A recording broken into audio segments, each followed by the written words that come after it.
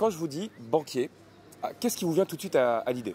Argent. T'as mon argent. Celui avec qui on s'entretient pour gérer nos comptes en banque.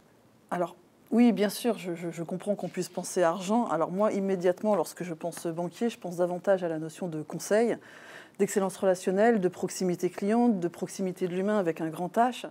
À votre avis, combien de métiers différents il existe aujourd'hui dans les agences bancaires? Il y en a beaucoup, il y a une grande diversité selon nous. Donc déjà, il y aura des conseillers, les secrétaires. Une dizaine, voire une vingtaine, sans compter les différents services au sein de la banque. Une dizaine. Non, il y a le conseiller et celui qui est à l'accueil. C'est amusant de les entendre parce qu'en effet, il y a beaucoup de missions différentes au sein d'une agence bancaire. Sur la filière commerciale, on a des collègues qui travaillent sur les marchés des particuliers et puis d'autres qui travaillent sur le marché des professionnels. Sur les particuliers, on a des spécialités qui peuvent être celles de l'épargne, le crédit, l'assurance, les services bancaires. Et puis, par ailleurs, la filière managériale. Le banquier, qu'est-ce qu'il fait de ses journées? Vérifier les comptes de ses clients, peut-être passer des entretiens avec des clients qui ont des projets pour les financer. Donc nos collègues, ce qu'ils font, c'est qu'ils organisent, ils préparent et ils suivent leur activité commerciale au quotidien. Ils préparent et ils mènent des entretiens. Donc ça veut dire qu'ils vont découvrir les besoins de nos clients et puis ils vont réaliser des propositions adaptées. C'est quoi les qualités nécessaires pour faire ce genre de métier? Les maths. Et il faut être fort en maths, aussi être fort en relationnel.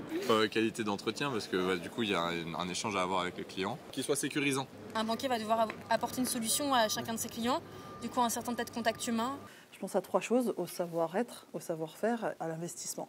Au savoir-être, c'est davantage le sens de l'écoute, l'esprit d'équipe, la solidarité, la courtoisie. Détecter les projets de nos clients, de rebondir, l'envie d'accompagner les projets des clients, l'envie de réussir commercialement, l'application des process, le respect des procédures, puis l'investissement. C'est quoi le niveau d'études, selon vous, pour arriver à ces métiers-là? Bac plus 5 agent comptable. Il y aura beaucoup d'études, je pense, un bac plus 5, un truc comme ça. Éco-gestion, après poursuivre en master. Pour être directeur de banque, peut-être des concours à passer.